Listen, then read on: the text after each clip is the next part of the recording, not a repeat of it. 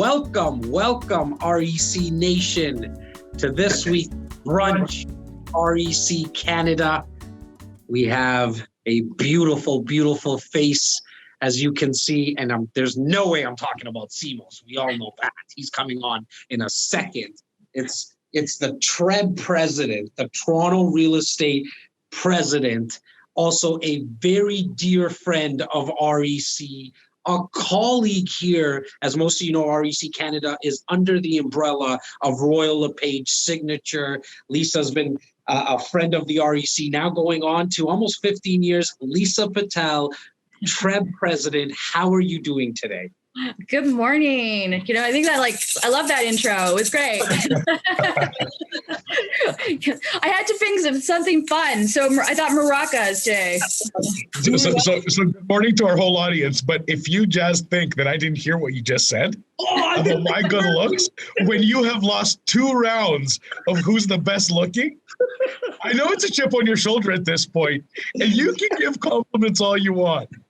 But this is the truth.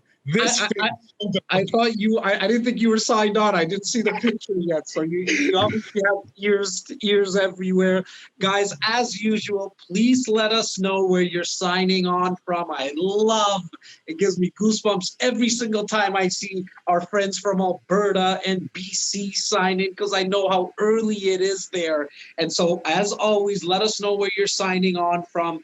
Today's agenda essentially is going to be, as it always is, a very informal conversation and discussion, but we are going to focus in on the greater Toronto area, that 75-kilometer radius, because who better than the president herself of the board to speak about what she's hearing, what she's seeing. She essentially is the president of, as I said, the president of Toronto Real Estate Board. There's 57,000 real estate agents now.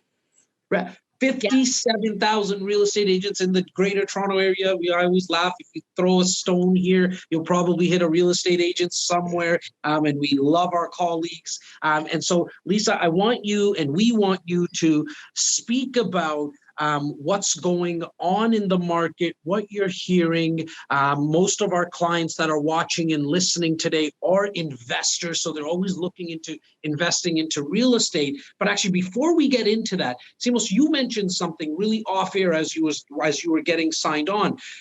TREB is going through its 100th year or something? You were talking about commercials. What were you saying there, Simos? Yeah, so I'm quite involved. I've been a fan of Lisa Patel long before she was involved. You know what? You just say that. We're a fan of each other. There we go. Right. That's right. But we've had we've been in the business kind of the same amount of time, about 15 years, and we built our businesses together. And Lisa is one of our own. She's from Royal LePage Signature. And she got into her path of politics, and I'll let her speak to that. But she just happens to be the president of the Toronto Real Estate Board, the biggest board on the planet. And it's the 100th anniversary of the Toronto Real Estate Board. So as a member on the board of the task force to throw the event, we always get involved in whatever, as everybody knows, we always try to give back. And part of giving back is taking part in putting some time into things that matter. The Toronto Real Estate Board was not built to protect realtors. It was built to protect consumers and for realtors to have a voice to the government in order to serve them better, in order to create a multiple listing service, in order to communicate in transparency, with integrity, with the same rules and regulations, so everybody's bound with fairness. So there is a lot to be said, and I've noticed. But the TREB 100 is more of a celebration for realtors in the industry. But TREB has really made a huge push into their PR game, and I've noticed a lot of television commercials educating clients why to use a TREB member. And I would like Lisa to kind of cover the benefits of working with a realtor that's part of the board, the benefits that you bring to the consumer and to the industry. And Simeon, you touched on a lot of things there all in one. So first off, I will say, since Jas didn't say it, you look dashing. Okay. You would never say that. Don't you see? Lisa, have you seen the size of this guy's head? We can't get it indoors right now. Don't inflate him anymore, please. Don't. And secondly, Simeon, thank you. Thank you for taking part in TREB Task Force this year. In fact, you belong to two. The first one being Women in Real Estate, which I'm very proud of the board and moving this to another chapter of recognizing that leadership is needed and that we need to create more opportunities for women in leadership roles. And of course, Realtor Quest, which is our big annual event that's held in May, and fingers crossed for 2021. But the other part of it is TREB 100. So can you imagine what real estate was like in 1920? I can't even think that far back. So when you look at those pictures, you just get goosebumps. And so to imagine that we've hit the biggest milestone ever of 100 years. So on November 29th, officially marks 100 years of real estate. However, we are going to be celebrating on the 30th, the Monday, and we've got incredible speakers lined up. And of course, everyone, including the public, is welcome to TREB100.ca. And in fact, Jas, Simeon, I'm asking you both to even write your own stories because your years of real estate are important. And we've got a whole segment on there where you can actually share your story that other members can read and the public can read. So it's definitely something to check out. And if you have not taken your selfie, that's right, take your selfie, put it on the mosaic, and the mosaic is going to be printed out and put into TREB. And it's going to be showcasing members from all over and different images of activities, events that have taken place. So there's a lot of really cool things happening. But to mark that note, tomorrow is a big day as well. And tomorrow I want to recognize because it's National Housing Day. And I think that it goes hand in hand with our milestone and members celebrating all week long. So of course, over the last 100 years, TREB members have played a vital role in helping connect people to properties and communities. And actually my favorite tagline is realtors, what they do is turn houses into homes, offices into businesses, and streets into neighborhoods. And we wouldn't be here today if it wasn't for a small group of real estate brokers who had the vision back in 1920 of what was known as the Toronto Regional Real Estate Board. So long before anyone else, they believed in a couple things: home ownership, establishing industry standards, regulations, and even starting training courses, and which has led us and grown us to where we are today. And this, even though we're marking 100 years, you and I, all of us are creating the next 100 years.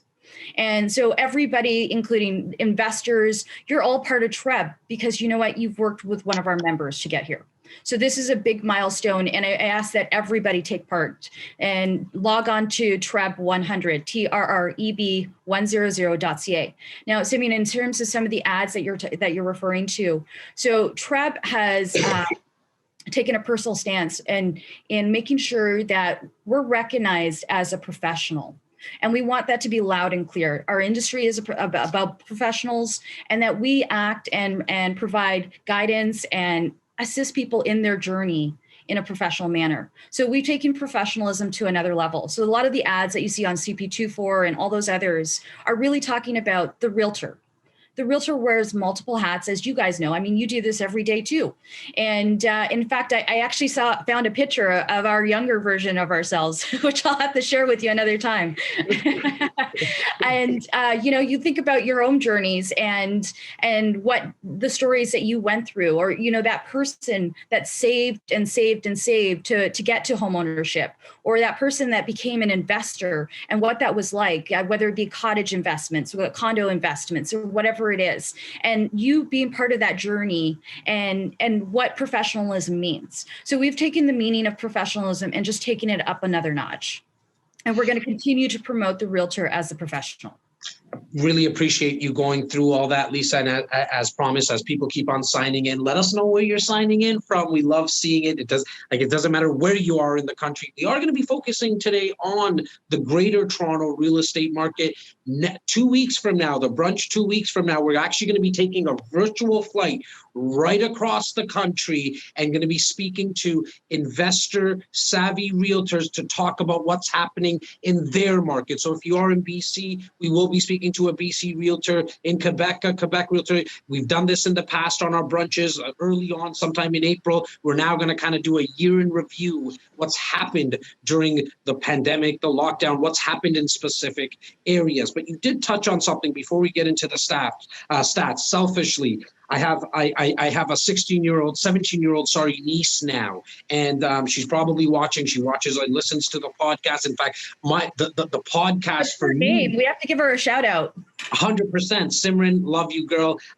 One of the main reasons I started the podcast was to kind of get in her ears, like literally speaking with an audio version so she can carry around with her to inspire her. And to see you now, to become the president, like you're the president of the biggest board, as Simo said, in the world. As a woman, you touched on it a little bit about women in leadership roles. How has that process been? And if you can maybe take our viewers and listeners back for a couple of minutes, Lisa, like what did you have to go through? Like, I'm sure it was tough. I just want you to talk a little bit about that. So I will say, and I share this with members all over, and I'm so grateful and thank you so much for all the love. I really mean that. This was never an easy journey. And when I go back and look back, I look back at so many things. So like you guys, I put my hands in so many different things. I ran for council 15 years ago, and that wasn't easy because I went through the bias against my ethnicity. I went through the bias about my age and my gender. And then, of course, going into getting involved with TREB, when I look back 6-7 years ago, and somebody looking at me and saying, Lisa, it's your time. And I'm sitting there going like, my time for what? And they're like, to run for the board, to be on the board. And I was like, I don't know. I knew I asked the universe for something bigger to do because I want, community service is so close to my heart. So when I asked for something bigger and then I took it, I'm like, oh my God, this is a sign. This is what the universe wants me to do. This is where I'm meant to serve. So I did that whole thing, put it together a campaign. And thankfully I had a political background. So I was like, you know what, I'm going to put it together a campaign. I'm going to run for the board. I got onto the board.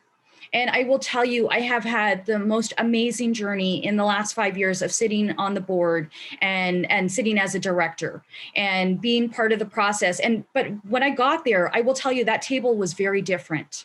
So most of the people at that table were members that were there 15, 20, 30, 40 plus years. So it was I was the youngest person at that point. And so we as realtors, we go into our business and that's what we eat, breathe, and sleep. And now there was a whole other world. And I'm sitting there going like, oh my God, I am so lost. I'm like, what did I sign up for? I have no clue, because organized real estate is a whole different segment. That's right. And when you get to be behind the scenes and saying, oh my God, this is what goes on, because you're in front of the scenes and you don't see all the other stuff taking place. Somebody was going to say something. Simeon? No? Okay. No, I agree. I agree, because nothing is ever truly what it seems. It's just like you always underestimate the work involved. You always make light of a situation that you don't truly understand. And I'm going to let you continue. So that's just where my head was at, because once you open the can, you don't control what's in the can. Now you got to deal with it. Once the music is on, good analogy. So go on with your story, because it is a lovely story and it's very interesting. So going into this, sitting on the board for 3 years, and then I had that same person that said it was my time look at me and say, it's your time to run for president. And I looked at him and I'm like, I don't know about that. I'm kind of comfy where I am, right? And of course, and then I sat back, I had to process this, and I'm like, you know what? He's right. I would be a good president. I would do the right thing for the membership. So of course I sat out on that journey again, put together an election campaign to our membership, asking for their support in becoming president. And I lost. And I will say that. I lost, and it was a hard loss because I had put my soul into that. And it gave me, and I went through abuse, online bullying, the whole 9 yards. The things that people don't know, and I'm happy to speak on it today. And I knew certain people knew what was going on, but I didn't share it to the public. And the truth was, it was so hard, and into your system energetically, where you just sit back and say, like, I don't deserve this. Why am I receiving this? And so I sat back and said, you know what? I don't think I want to do this anymore. I think there's something else for me. And then somebody on the board had taken me out for lunch and said, I need you to run for president. And I'm like, I don't know, it's not in my soul. So I called up, I have a spiritual, you could call him a guru or whatever in Hawaii. So I called up Alan and I said, Alan, I've been tossing and turning for the last year, whether I run again for president. So he took me through a meditation with him, and the answer was so clear. And the answer came out right through my system. And it said, I had to do this for the membership. If there was going to be change, it was me to do it. So I was like, all right, the next day I looked at my assistant. I'm like, stop everything. Get ready. We're going into campaign mode. And we re-strategized and strategized and said, okay, here we go. And thanks to you guys and so many other people that were amazing supporters in this process, I was able to become president. Well, so big shout out to, I was going to say big shout out to Alan, because if that lunch didn't happen or that phone call didn't happen, you wouldn't be here. It is so refreshing, you know, as a licensed member of Toronto Real Estate Board for going into 16 years now. It's so refreshing to see someone that is so energetic, so passionate, and you have that, you know, you have that hybrid of the president being like, at your age, you're very experienced in the real estate industry, but you're still very energetic. You understand social media, you understand marketing, you understand branding, and so in 15 years, almost 16 years, I've never never been as proud of a president of TREBB as we are of you now, Lisa. You guys are gonna like. You guys are too sweet. I love you. Well, and tell your viewers. Tell our I love wives them, that? so you hopefully Can you tell you our wives that, because they don't believe that about us. They don't believe true. that. Yeah, right. Call them. I have pictures. I'm happy to share them. I love that. Let's jump into but you know what? I do want to say one thing. So in this journey, I will say I am the 10th woman in 100 years, and I'm very proud of that. And I am the 4th minority in 100 years. So of course, this 2020 is a time of change. It definitely is. So to that quickly, only because I know we mentioned very slight in all our audience. I think we service such a multi and diverse audience. Our clients are from everywhere and anything.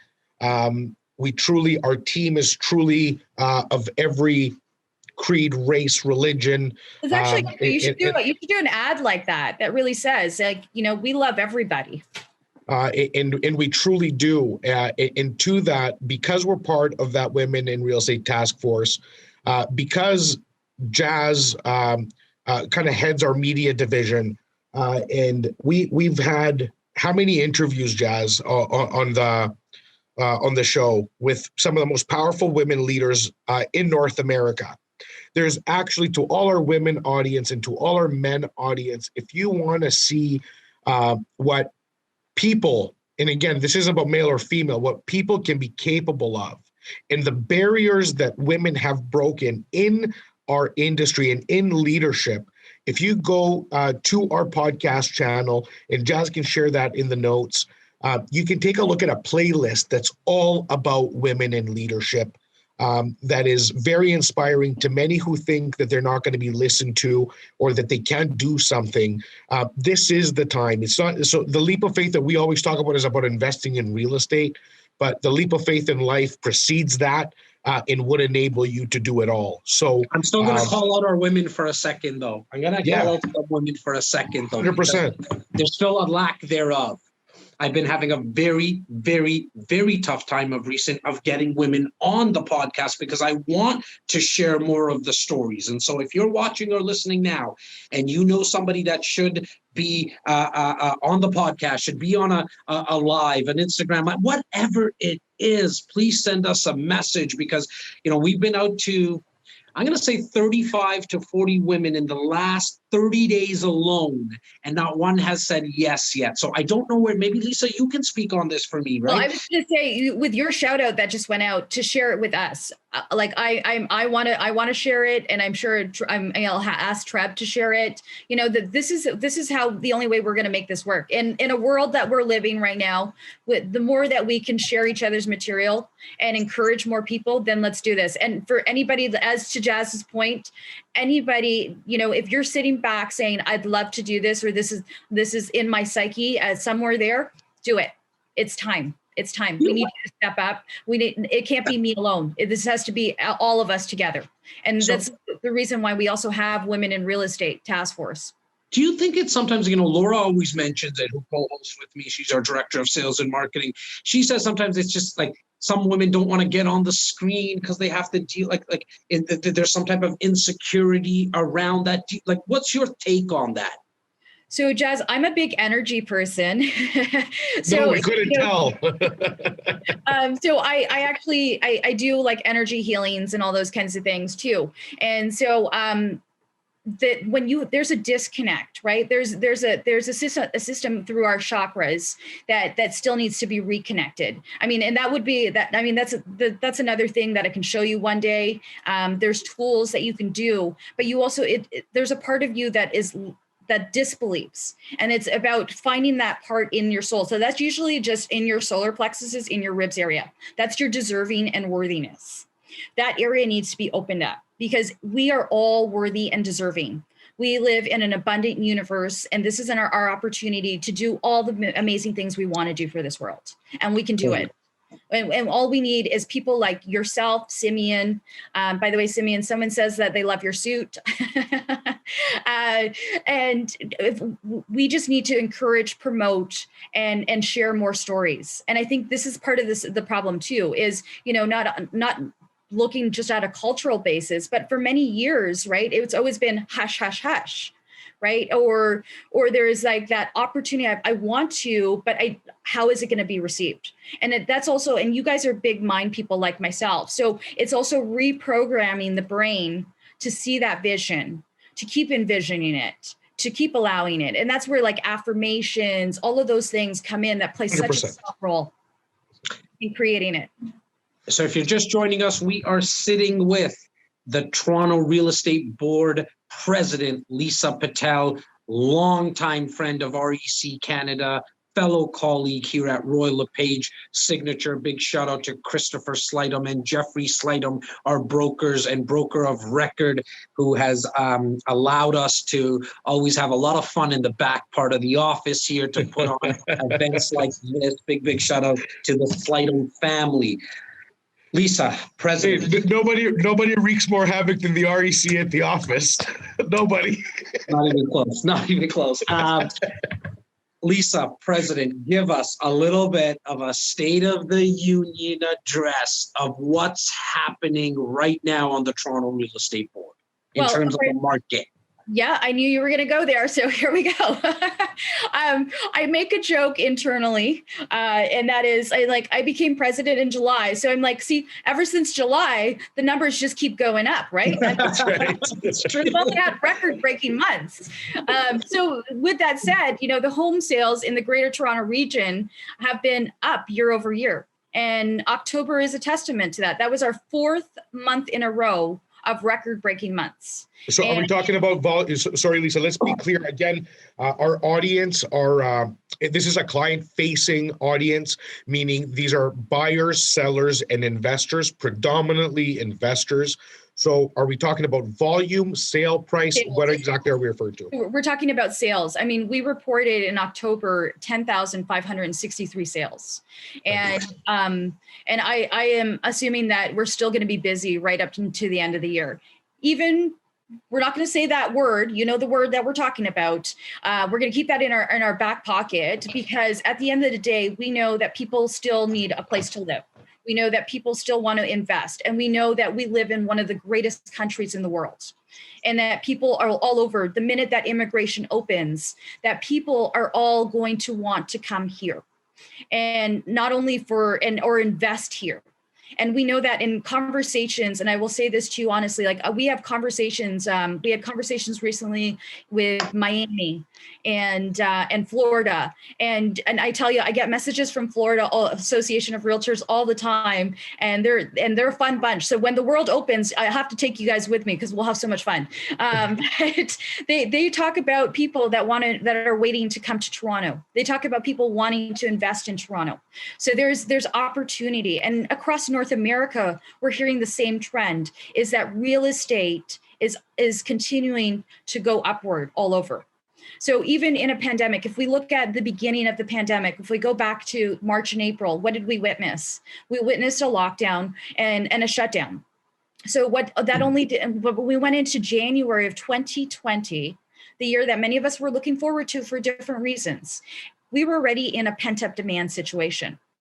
So come as we move in, pivoted, shift, pivot, and take us into the spring, summer markets, what did we only witness? Is record-breaking months. Simeon. Oh, you're just a bit. It's funny. We've done so many interviews now, Jas and I, commenting on this very phenomenon. And in April, I believe it was Bloomberg, Shelley from Bloomberg, that asked specifically. We just got shut down. It was like the first or second week of the true first federal lockdown. And, you know, what's going to happen?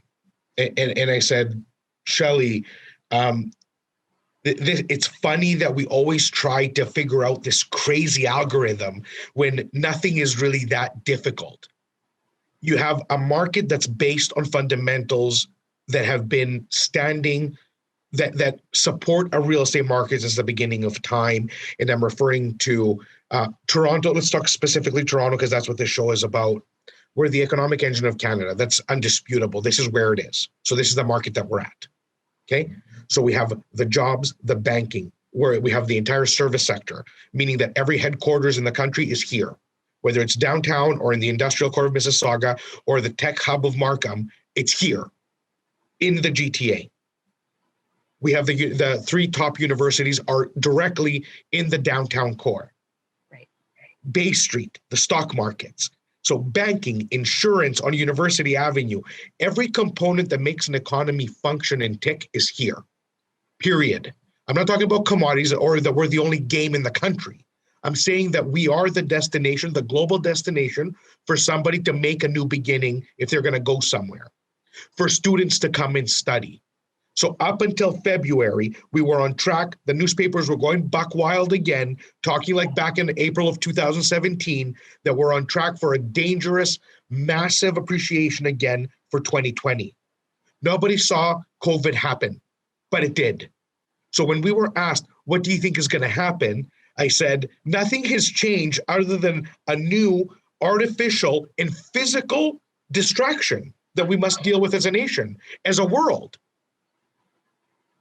So COVID isn't a housing crisis, it is a health crisis. Right. Housing and what was there before and what will be there after COVID has not changed at all. I agree with you. And I think that, I think if anything, COVID made us really evaluate how we live. You know, I remember getting that phone call from a client that said, you know what, I just recognized what 396 square feet means, and it's not enough space. Right. So you look around and you're saying, OK, what and I mean, yes, we built a lot. There's a lot of pre-construction coming up that are going to be 400 square feet and all those things. And I think once we get shift into some sort of normalcy, if that's what's it's going to be called in the future. Right. Those things will change, just like the condo market. I mean, one of the hardest hit segments was the condo market. Right. The rental market, the purchase market. So what we have seen in this time is that, yes, there is a little bit more inventory on the condo side, but there's so many factors, like Simeon mentioned, that are related to it. The fact that immigration hasn't happened, the fact that schools are all on a virtual platform, the fact that there's all of those things, that we're not really traveling. And in that process of staycation, people are saying, okay, I'm going to evaluate what does my value here? How do I want to live? And that's why we also saw a fair bit of transactions go across like the GTA and more into the 905 as well, right? Because what are the segments that people are purchasing into? Detached, semis, and towns. The three most common marketplaces that we've witnessed in the last few months of sales. What do we see in the future? Well, we see that we're still going to finish strong in 2020.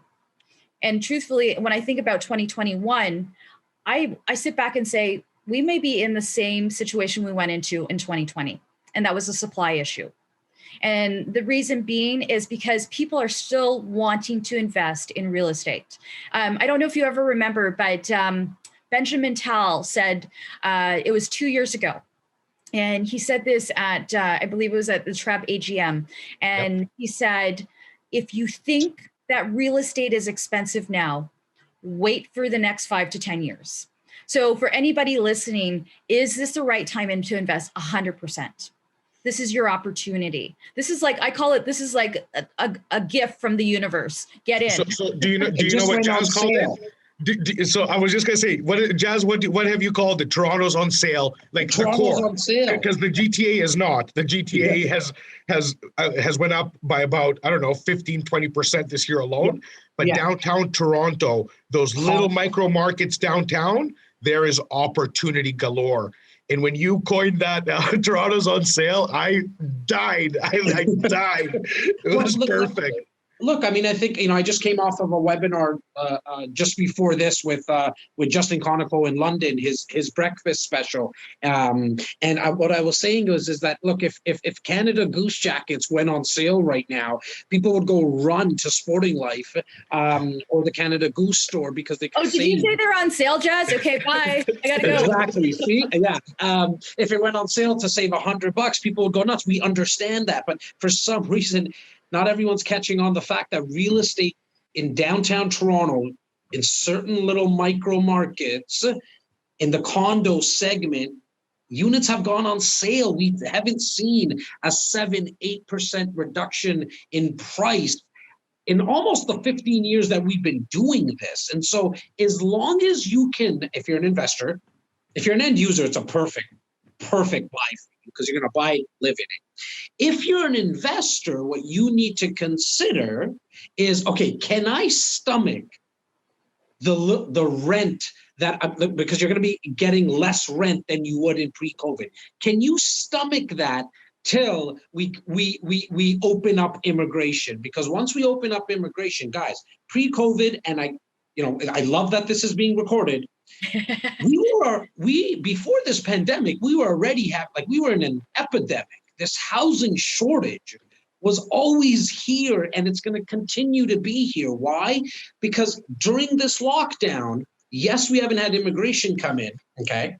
But I want to add short-term pain for long-term gain. 100%, Lisa. But also during this time, as immigrants haven't been coming in, so the demand hasn't been, the supply side also, builders weren't able to get any of their permits passed. The application process was not being taken, that wasn't happening. And so when immigration, the new numbers just came out from Immigration Canada 2 weeks ago. 400,000 people. 400,000 in the next 3 years. 3 years. And now we're going to have, pre-COVID, it was 2.5 million. I personally like to look at, and I think, Simos, you're very similar in that sense. We like to look at real estate in 10-year windows. And so in 10 years pre-COVID, it was 2.5 million that we were expecting. It's now 3.3 million that we're going to be expecting in the GTA. And so these are all the numbers that you want to consider. Guys, you've heard us say this thousands upon thousands of times. When values are high and when values are, we've always said the same thing. You need to look at real estate long-term. Don't let these little blips affect your long-term objectives. And with real estate, there is no get rich quick. And so we're going to continue sounding like a broken record. That's We're right. not. A lot of you I know on our socials are like, you guys are always saying the same thing. Do you want us to make up something? We're going to continue to say the same thing over and over I again. thought you were doing the insanity thing. You take something and you repurpose until, there you go. No, the insanity thing would be to do something different when all you know is that if you just do the same thing, you're going to get wealthier, happier, faster, stronger. And I want to,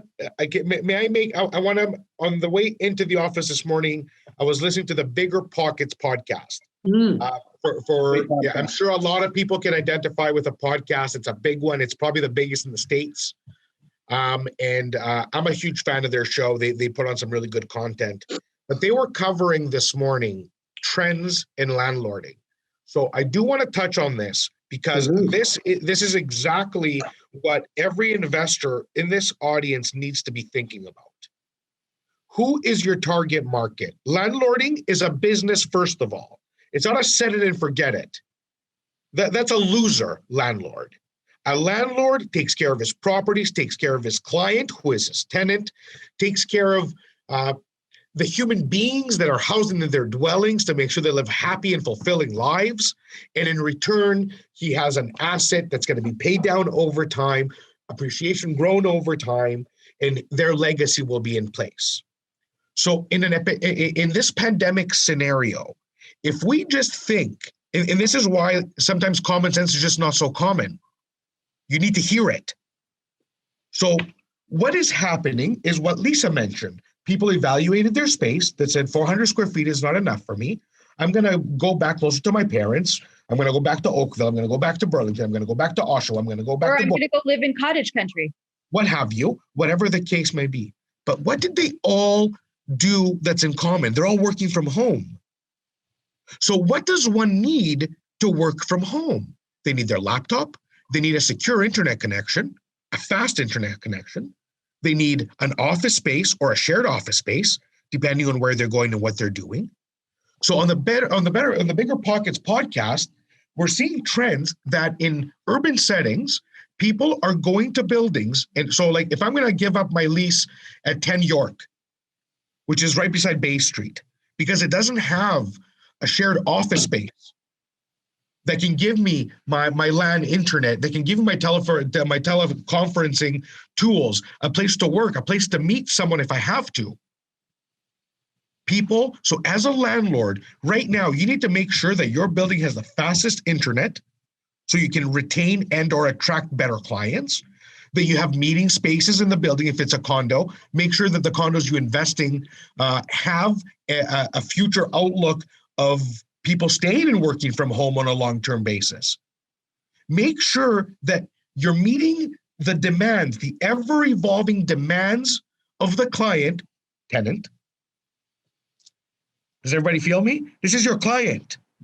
You need to provide to your client what they're looking for if you want to be at the forefront of charging the highest rents, of being the preferred housing provider. So think about exactly what's happening in the marketplace. As the marketplace evolves, make sure that there's PPE in your hallways and your common areas. Make sure that there is protocols in place, that people feel safe and secure and they feel that this is where they need to be and they're taken care of. And you will see that your retention will stay at the highest levels. And when you do have vacancy, you're going to be getting bids for the highest prices. That's my piece of advice from me being consistently educated and getting that out of Bigger Pockets today. So big credit to Bigger Pockets. And just to add to that note too is there is movement happening in the rental market. So all those listening, that there has been some traction. I've noticed that in the last couple of weeks that we're starting to see people come out again and looking and making inquiries. So that's a good sign. That's a good sign, especially, normally around this time, if we look at it in November, we know that most people are thinking about, okay, am I moving for Christmas? Am I moving for the new year? So those opportunities are still there. And I mean, if you have a unit on the market, this is a great opportunity to, I mean, you might have, like Jas mentioned, you might have to take a little cut. But in the long term, I think that what's going to happen in the long term is that TREB will already works with all government levels. And I think we're going to have to work with all government levels going into 2021 to 2022 forever. And I know that the Ford government, and Simeon, you and I had this conversation, has put, no rent increases going into 2021. So of course, what does that mean? Like, I'm always looking at the long-term effects as well. And so what does that mean when those are up for renewal come the end of 2021, right? So these are going to be conversations that are going to have to take place because we've witnessed so many things transpire. And what does that mean for our future? So these are still, and if people think, oh my gosh, well, then does that mean I'm locked into this client? No, there's still going to be opportunity to have those conversations. There's still going to be opportunities to make changes because just like what we're all witnessing, the government is constantly pivoting too.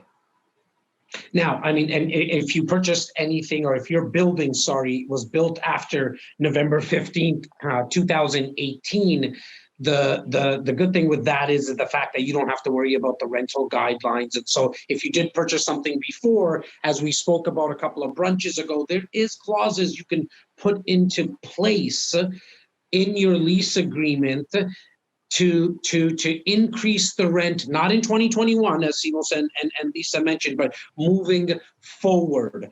As always, guys, make sure you throw your questions in the Q&A section for Lisa, myself, Simos. Just throw in those questions. Let's talk a little bit about interest rates, guys, because Simos, you mentioned like earlier that nothing really changed, which you're bang on. But the one massive change we saw was also interest rates dropping. Guys, that is huge for purchasers. That's what it's going to cost you to borrow money. We have not ever seen a 1.97 interest rate to lock in for 5 years. Something that you might want to even consider is looking at a 10-year mortgage. Get your mind right about that 10-year window in investing in real estate. Here's a tip for you guys. Please consider looking at a 10-year mortgage. I understand that you're not going to be able to possibly refinance it earlier, but if you're someone that really believes in the buy and hold strategy, a 10-year mortgage is something that you should strongly consider. Simos? Yeah, and I mentioned this in the previous brunch as well. So for those who didn't catch it, I personally have refinanced every single mortgage I've had. We have actually, and I know you may not know this because you're so rich that you don't pay attention, Jas. Right, it's because what you do with our money, I never really know. Just so everyone watching and listening, we have right. But every single one of our investments, and all joking aside, every single one of our investments has been refinanced in the last 4 months. And we have generated over, like I just did the calculation a couple of days ago because the last one was just done, and we are saving over $1,100. We're not saving. We've added $1,100 in cash flow without a single rent increase, without a single rent flip, without anything, just the payments going. $1,100 a month. Thank you. I'll take it. Appreciate it. And now, just for somebody who's maybe new to the investing world, I just want to add just one thing, Jas. Sorry. So that I think is one of the biggest attributes to this year was low borrowing cost. I believe that's what kept home purchases top of mind. Sure. It really did. And the fact that we're still going to be going into 2022 with low interest rates, this is the best time. And imagine as immigration opens and all those things, everything we've talked about this morning, it's just going to be like a whole new episode.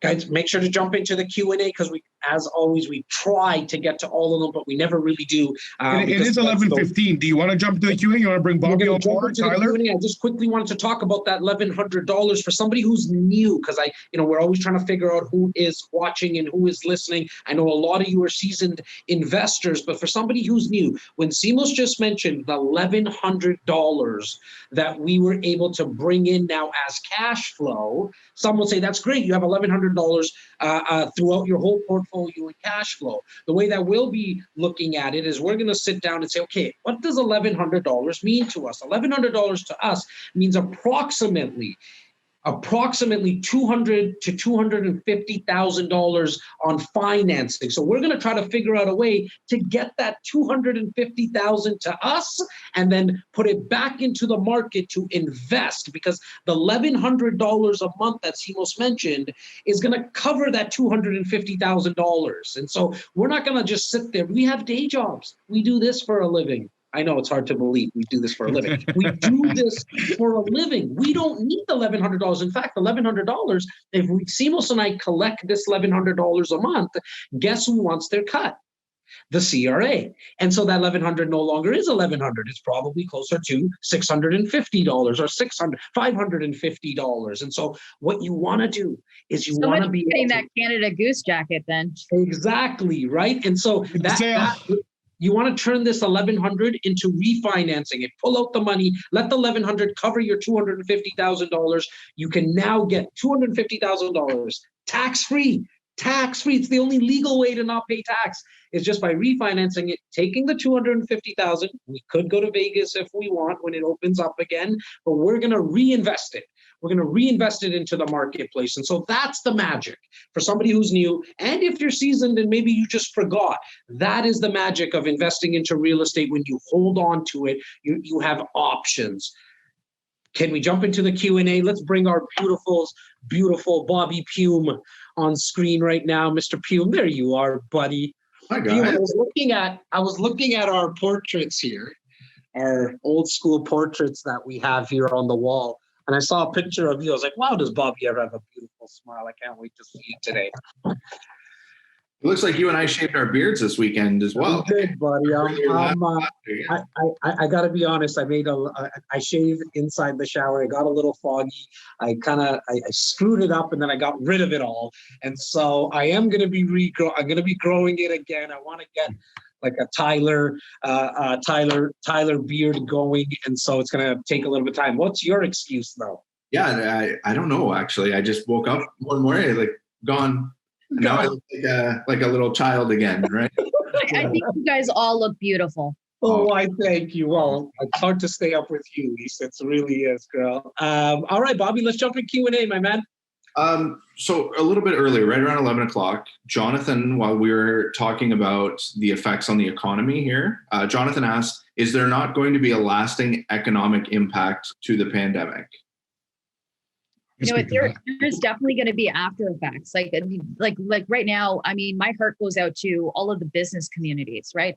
You got the small businesses, the big businesses, right? They're feeling the effects. So, but this is also pivotal in the sense of thinking, okay, what is actually needed? Like if we look back at the first journey of COVID and we look and say, okay, what did this really teach us? You know, what we need versus what we want, where to invest, what's important, all of those things. So even businesses are going to have to pivot and shift. And unfortunately, some aren't going to make it. And that's going to be part of that whole economic change too.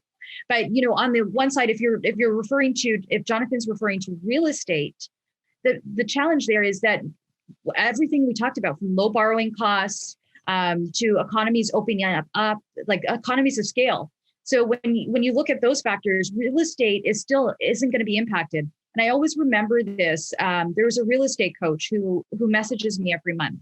He gives me a little chat and says, I predict this number is what's going to be the numbers. And I'm like, okay. And he always said, you know, our real estate goes through 25-year cycles, and it does in a different way. And he said, if you look at it realistically, we went through a little transformation, and that was 3 years ago. So if we look at it on his level, then we know that we're not going to experience anything. Sure, we might experience a little red tape here and there, but ultimately the market is going to continue. Yeah. Into the economic recovery, if anybody, it's not to be confused. And sorry, what was the gentleman's name, Bobby? Jonathan. So Jonathan, this is going to have a massive and lingering impact. First and foremost, everybody seems to forget that the money the government is providing the country to survive right now, that's not fake money. That's real money that has to be repaid. That's called a deficit. And the deficit has grown exponentially as a result of this godforsaken disease that has put the planet to a halt. And there's going to be a massive fallout in the business community. People have lost 10 and 20 years of equity into their businesses, either outright when they shuttered their business, or the impact for them to rebuild that nest egg that they have carried this pandemic with, because government support in the small business community has been very poor. Thus far, it hasn't worked the way they wanted to, and they are looking to improve it, but there is going to be impact. The housing market, Jonathan, is something the government, the Canada Mortgage Housing Corporation, the federal minister of housing, the provincial ministers of housing, and Doug Ford, the premier of Ontario, in much like any other province, have gone out of their way to support, because if housing collapses, the ripple effect now becomes so significant, there's almost no turning back. What does that mean? Every single one of those 10,000 houses that changed hand last month, that Lisa mentioned, that's 20,000 ends. So the very first is the realtor, the homeowner, the realtor, the bank. The bank put money out, the realtor made a commission, the person got into their home. There was an appraisal, there was a home inspector, there was this. The homeowner just bought the place. They're going to buy furniture, which supports manufacturing thereof, transportation thereof, and everything that goes with furniture, the renovation, the plumber, all those things. It creates $150,000 ripple effect in the marketplace every time a home changes hands. So there's a reason why the bank, for the first time since its inception, has come out to say that not only are interest rates low, please do not fear, they are not going up. We will maintain them low at our cost, at the integrity of our dollar, to make sure that the consumer can continue to progress down the dream of home ownership. Very well said. Agreed. As right in the same vein, and Lisa, you kind of just mentioned real estate cycles. Gabriella has asked, what about the real estate cycles? Do they not apply to the GTA real estate market? Market's been going up and up. When are we going to experience a correction? So that's the thing. There is no logic. You have to take out logic when you think about real estate. And really, if you think about it, 3 years ago, we did have a little stop and pivot.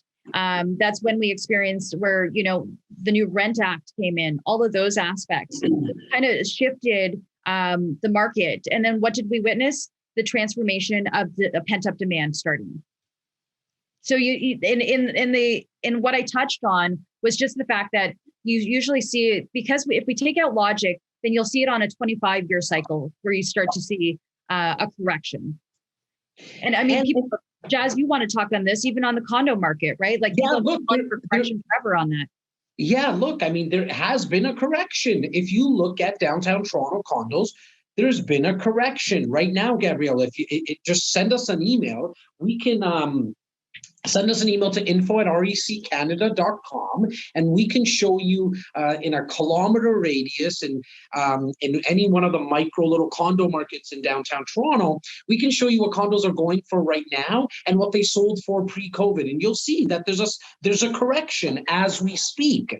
Now, there's also something about the resiliency of the greater Toronto market. And so if we're looking for a massive crash, and this is not coming from my subjective opinion, if we've been following and speaking with the major economists in our country, and we quote Benjamin Tal a lot because his forecasts have been pretty bang on for the last, 2 decades, I think, guys. And he just reported a couple of days ago on a webinar that we were on together, and he mentioned that Q1, end of Q1 next year, start of Q2 is when you're going to even see the condo market in downtown Toronto recover. Why? Because this news of a vaccine at 90% effectiveness, you saw what it did to the market in the stock market, as well as the REITs in our country. They shot up. And that's all due to one thing, Gabrielle: consumer confidence. It's something, to what Lisa mentioned, that logic, because consumer confidence, you can't touch, see it, and smell it. It's not on a piece of paper, but you can feel it. How do you feel it? You watch what's happening with the markets. Our phones are Or ringing. they call you. Or they call you.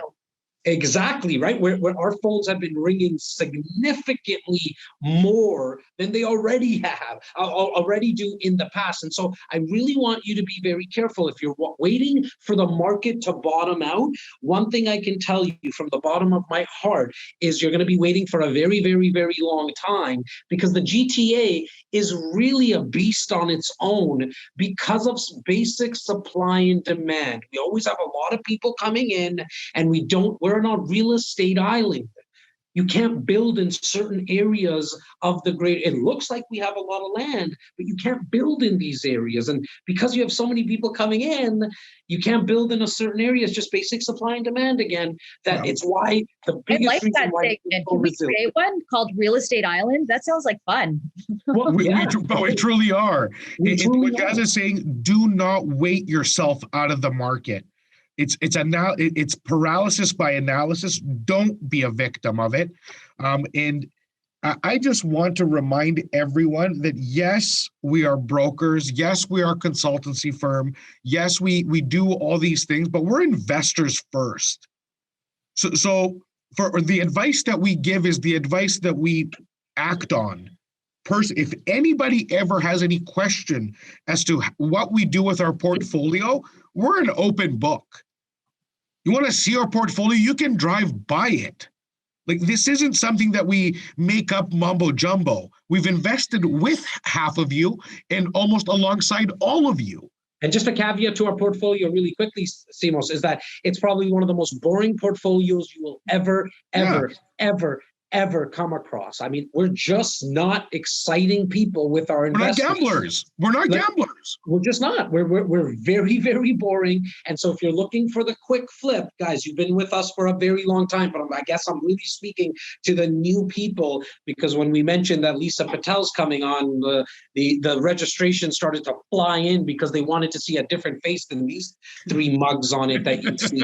And so can I just say, you sound like a broken record right now. You sound like Chris Slightum. It's like about the long-term effect. I like to think Chris Slightum sounds like Jas. But anyways, that's a different topic for a different day. I love you, Chris. But you want to talk a portfolio for the ages, the Slightum family. You want to talk about a boring strategy but effective, 40 years of growth, hundreds of doors. We had him here right here on the Brunch. Hundreds of millions of dollars is what the portfolio is worth. And here's how it's ultra boring, Simos. And sorry to cut you off. They've never refinanced a property. Why? Because they don't need to. Well, and they don't believe in it. Like themselves, what they've done, hundreds of millions of real estate in their portfolio. Guys, they just buy it and rent it out. And now, I mean, personally, we do have a boring portfolio, but at least we refinance it because we like to take a little bit. But let me add something to you, Jas. Yes. Do you think your kids are going to refinance as much as we did? Do I think my kids, dude, I don't even know if I'm going to give the real estate to my kids yet. It depends how. It depends. So that wasn't the point that I was trying to make. The whole point is, if we start a portfolio, let's say we end up with 40, 50, 100 doors, whatever the case, however long we want to take this thing, okay? The chances of our kids refinancing as often as we did for growth is slim to none. Yeah. Because they're not going to need to. So after those first 20 years where you've refied twice and it still paid itself off, you don't need to refinance anymore because the cash flow is so big and so strong. Yeah. So there is a time where it's one thing when we're the first generation, Jas. Our parents came, they were able to manage to get us through school, to get us started, to get us this, that, and the other. They came with nothing. We're the first ones creating the first stage of wealth. Our kids, hopefully, are going to be the ones to continue building that legacy and not having to go through, even like we're saying we're boring and conservative. I can tell you that we're more aggressive than half the people out there. Oh, 100%. Yes. Still, I would say that you guys are strategic. That's right. Better way. Yeah. Yeah, 100%. I was jokingly putting up this here when Simo said paralysis by analysis, because one thing people forget, though, it does say aim at the bottom. So to your point there, Lisa, like we definitely go out, we go look at opportunities, and maybe we'll jump on something. The aim part in our investment portfolio is we tie up a lot of property. That's the fire part. Sorry, we tie up a lot of property. The aim is when we take it through due diligence. We take it through, so you gotta get into the habit of tying up property, then doing the due diligence, guys. I think a lot of you are getting it wrong because you're trying to run the numbers on these properties before tying them up. Real estate agreements are built very, it's very open in terms of the conditions you can put in there. You can say it's conditional upon my grandmother giving me the A-OK on it. Now, is a seller going to expect that? I'm half jokingly saying that. Make it conditional on the lawyer's approval. And that's very known. And then run the numbers on a property. I know, Bobby, I mean, you're an advocate of that with the thousands of investors that you've coached, brother. You're always speaking about tie it up, tie it up, tie it up. Yeah, absolutely. You have to do that in order to make sure that you're next in line to make the best decision for yourself. It just feels backwards to the way that you would have learned it in school. Right. Yes, that's a good point. But that's exactly why, and like how apropos, like having Lisa on, that's why you need an expert in your corner. That's what TREB has built outwardly, a ton of investor-focused realtors over time that are going to be able to help you accomplish this very thing. Think about it. Love it. What a plug. What a plug. Hey, Bobby was saying that, and I was like, is he bringing this full circle to Lisa? And it's a callback. That's what they call it. That was good, Bobby. Let's bring it another question, Bobby. There you go, Bobby. Fuego. With that said, is there any other hot-burning questions, guys, or are we going to get on with our Saturdays here? Well, I got a couple more. If you guys want to rapid fire some of these out. Let's go. Awesome. From Irene, student rentals have been impacted by remote learning at all the universities during the COVID lockdown. Do you think that student rentals will recover? And if so, when? I left the crystal ball at Simos's house, so I can't tell you when. My personal opinion, is it going to recover? Yes. The students are already being allowed to come in. They're trickling in. This was done start of October, maybe mid-October. The government allowed students to start to come in. We're already hearing in Windsor, the school is reopened up there. The university, I think it's University of Windsor or Windsor University, I'm not sure. So is it going to recover? Yes. I just want to add one point too. So University of Information Technology, I think that they are looking at September 2021, where it's going to be full course. So yeah, that's the one. Yeah. So it's happening. It's in the works. But anything can change it. It could be sooner. I mean, we could, going into 2021, we could have this vaccine move in a different way. There's so many positive things still to spin on this. So it's quite possible it could be a semester sooner. So my 2 cents on that is very quick, is until they can figure out where they can plug in a chip to your brain and download the data that you need to learn, learning will always be done best in person with engagement in an environment that fosters learning like a university. I hope that we get to have brunch for real in person one day too. To have this conversation and yeah. Well, you just kind of gave me a good plug. Moving in January, we are going to be doing going live on Facebook. After a couple of months, I'm thinking about March. Lisa, to your point, we're going to be also moving brunch and having brunch while we actually do this, and so that's all in the works. And I'll be chefing. I'll make sure I'll make sure I get a bib for Simeon that says a TREB on it, so that not a bib, but an apron, because I'm going to be the chef, and this is legit. Everybody might think this is a joke, but I'll be cooking for us. And the brunch is going to be a live and interactive experience that you can follow. We have some very exciting stuff planned for the new year. Just sit tight. If there's something that REC does, it's really push the boundaries. It's what we've always liked to do. We don't push the boundaries with our investments, but we definitely push the boundaries on our media content, and we're not going to stop. Bobby, let's go. How is the vacancy in downtown core trending? How long is it taking to rent a downtown condo unit? 30 to 45 days. Over. Next. Right now. 2.6. I just saw the numbers. I think it's 2.5 to 2.6% vacancy. It's been under 1%. It's actually been negative for a very long time. What I mean by that is that we used to have pre-COVID multiple offers on rentals. This is all coming back, guys. It's not downtown Toronto. It's downtown Canada. I love everyone else in the country, but it truly is the core of Toronto is where people want to be, and that's not going to stop. My take on even people working from home. Look, I look at the large organizations, the entrepreneurs and the businesses that are spending billions of dollars, specifically Amazon. Jeff Bezos just invested $1.2 billion in new office space all over the States. We run a pretty large organization, and look, for the first few weeks of lockdown back in March, April, it was all fine and dandy. We all worked from home, but that stuff wasn't going to last with us. And that's all. Productivity has gone down. The banks have said it, the law firms, everyone is already coming. The productivity has gone down. It's just a matter of time until people start getting back into work. Guys, Connie has asked, are you able to share the names that Simeon referenced on webinars that he's attended, quotes, advice, etc., that was shared? She then goes on to say, like, Justin and Benjamin, ? Where do we have a repository of webinars that she can watch? So we've referred to Sean Hildebrand, which is Urban Nation. We can get you a bunch of those. Benjamin Tall is the chief CIBC banks world economist. He's for global markets.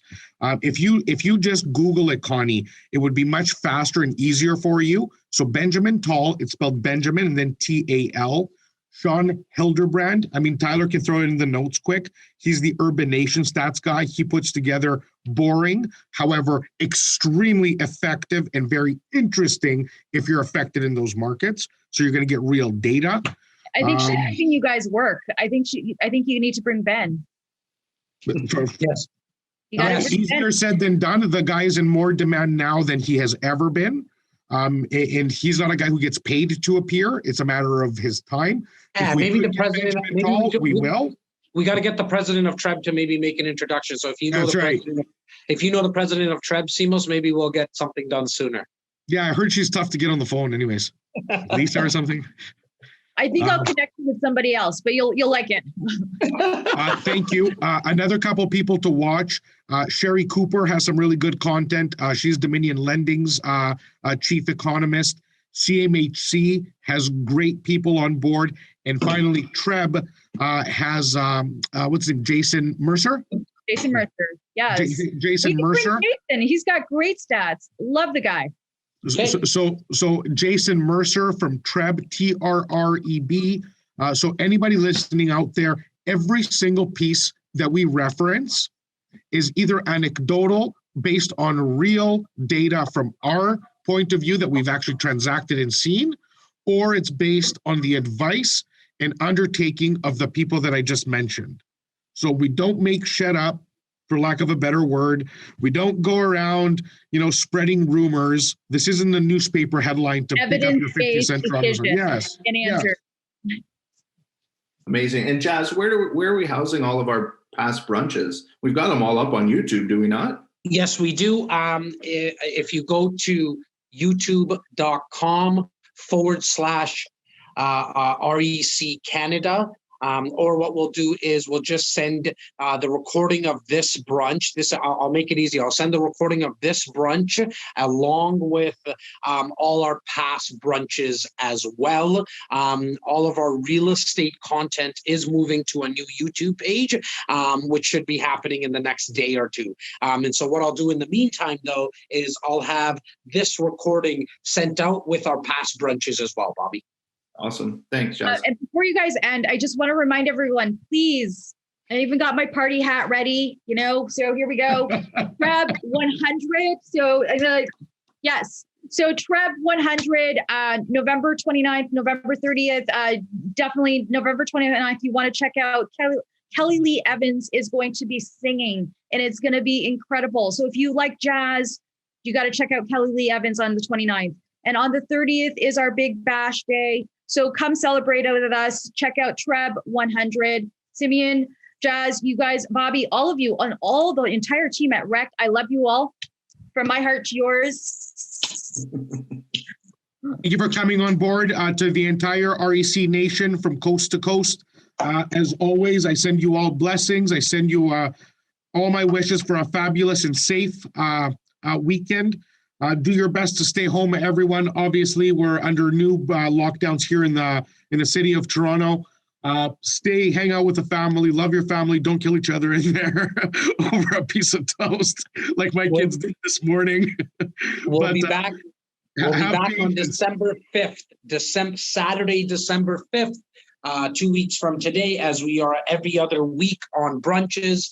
Saturday, December 5th. Make sure to look out for the email that comes out to register. And we will be doing a virtual flight right across the country. And so if there's a specific market that you want covered, send the email to info@reccanada.com. info@reccanada.com. Just put in the subject line, Winnipeg, whatever market you want us to cover. We make it very easy. We'll go do the heavy lifting and finding the realtors and the economists and all that.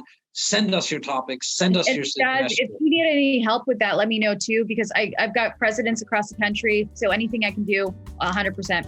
Yeah. Love that. That's a no-brainer. No-brainer. Thank you, Lisa. And to everyone else, have yourself a fantastic weekend.